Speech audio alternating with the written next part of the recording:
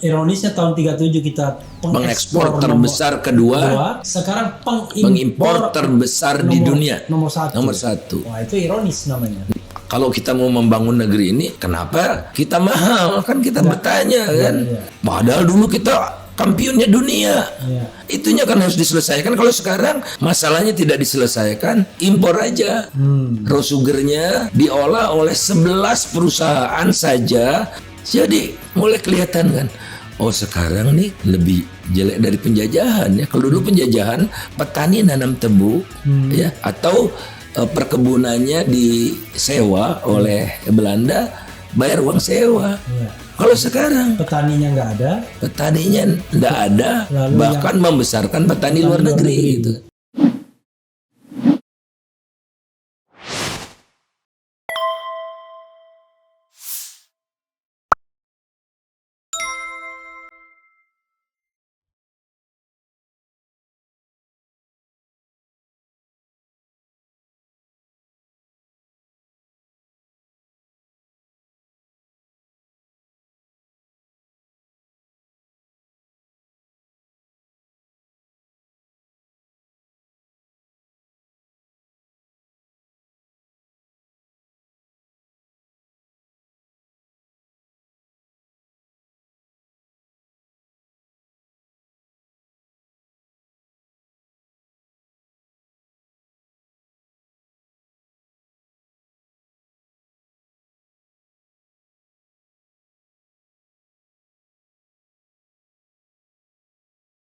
Nah,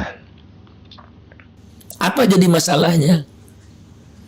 Bedanya di era Jokowi ini, investasi misalnya 1 kilometer jalan dibutuhkan 50% tambahan modal lebih banyak.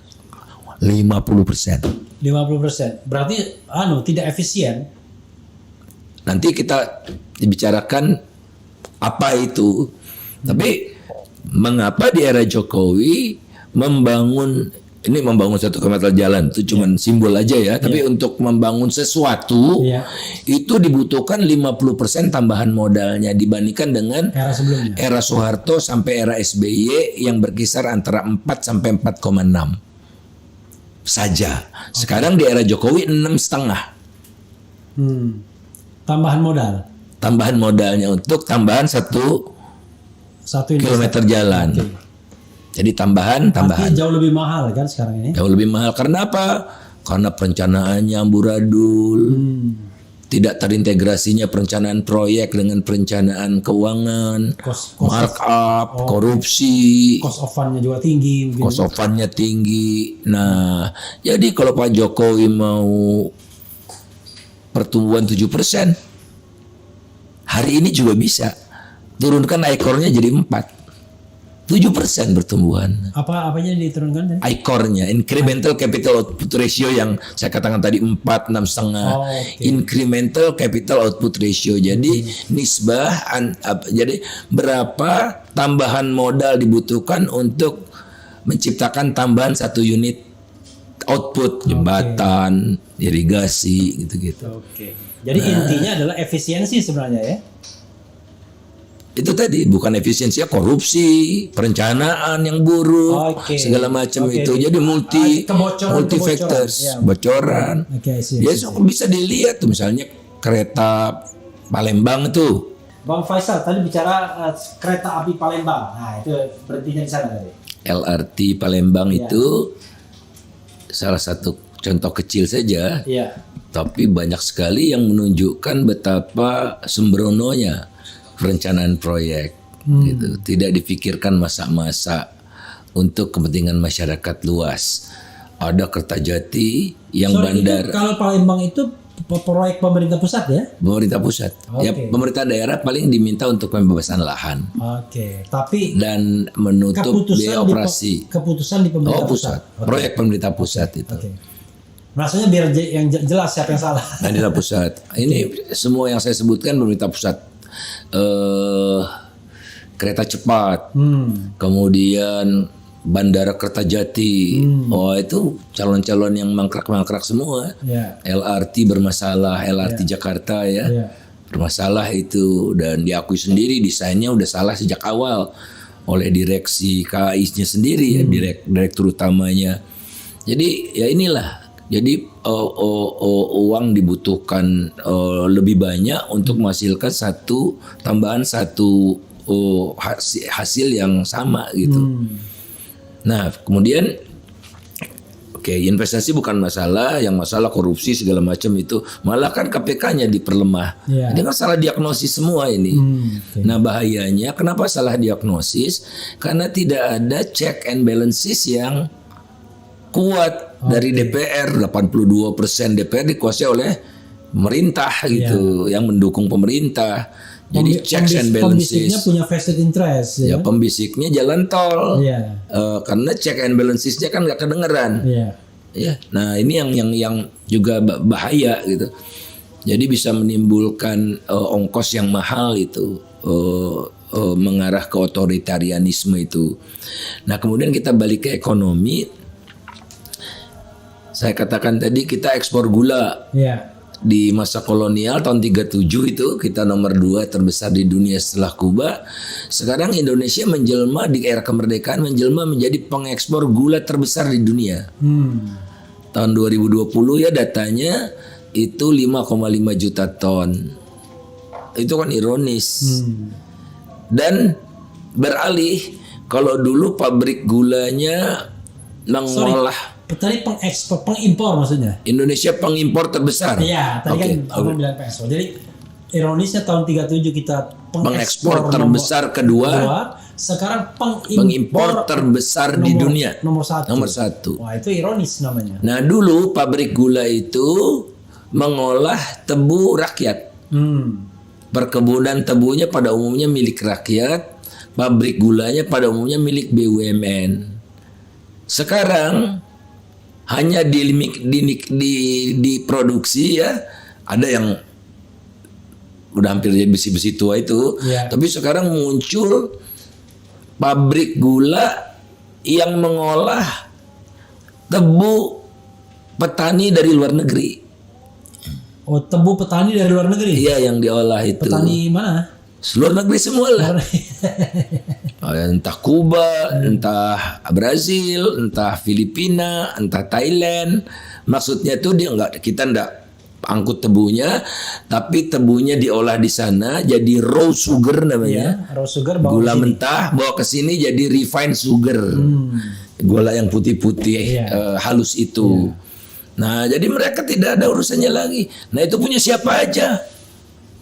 Dan raw sugar itu mungkin jauh lebih murah kalau dibandingkan harus memiliki menanam sendiri begitu ya. Tapi ya kalau kita mau membangun negeri ini, kenapa kita mahal? Kan kita bertanya kan.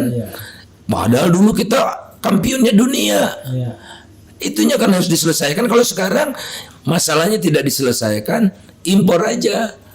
Raw sugarnya diolah oleh 11 perusahaan saja. Satu punya Tommy Winata, ya.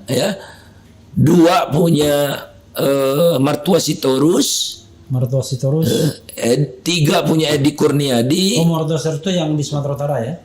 Yang di mana-mana. Pabrik semennya di mana? Orangnya di Sumatera Utara bukan? Orangnya di Singapura. Singapura, kemudian kantor pusatnya juga Singapura. Nah itu. Jadi mulai kelihatan kan, oh sekarang nih lebih jelek dari penjajahan ya. Kalau dulu penjajahan petani nanam tebu ya, atau perkebunannya disewa oleh Belanda, bayar uang sewa. Kalau sekarang petaninya nggak ada, lalu bahkan membesarkan petani luar negeri gitu. Nah itulah keuntungan besar jadinya, super besar. Karena raw materials itu membuat mereka jadi lebih mudah. Saya pernah ditawari, raw sugar. Barangkali untuk nutup mulut saya itu, saya pernah ditawari, ini ada dana nih bang 500 juta rupiah, terserah abang mau penelitian apa aja gitu. Tapi dananya dari asosiasi gula rafinasi. Jadi saya pernah tolak mentah-mentah lah. pernah ditawarin 500 juta. Lumayan ya, 1,5 miliar ya. 1,5 miliar ya.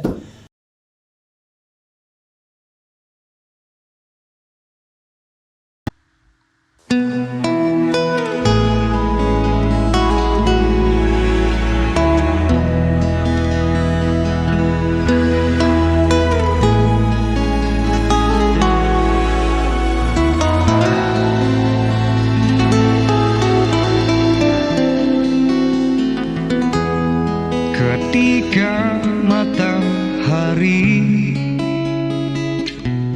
hanya di atas kepala panas melelehkan,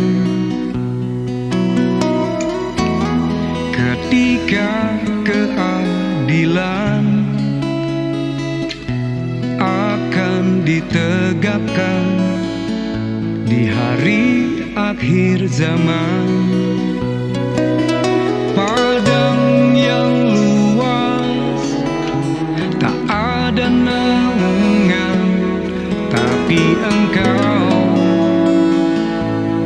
pemimpin adil.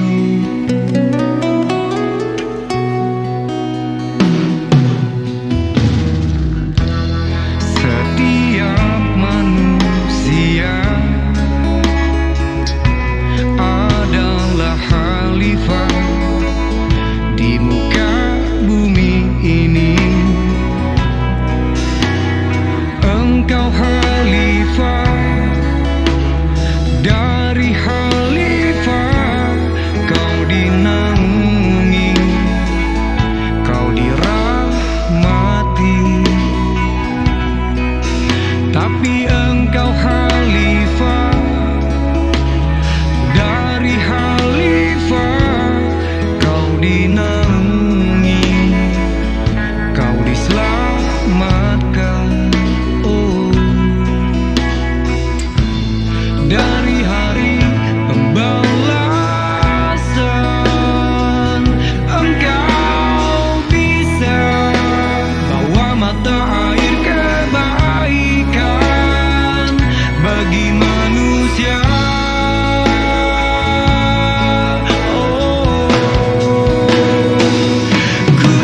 Kuasamu juga bisa menenggelamkan umat manusia.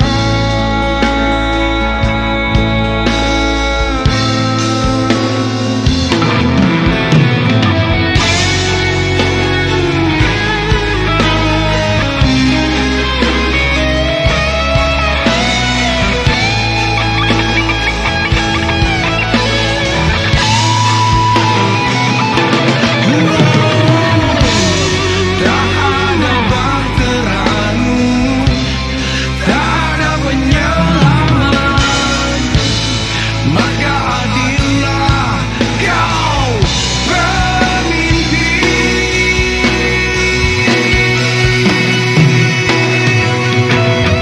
Engkau khalifah, dari khalifah kau dinaungi, kau dirahmati. Tapi Engkau khalifah, dari khalifah kau dinaungi, kau diselamatkan.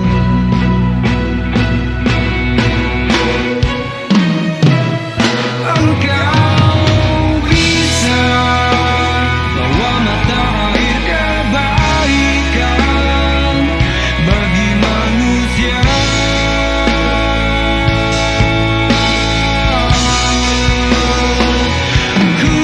Kuasamu juga bisa menenggelamkan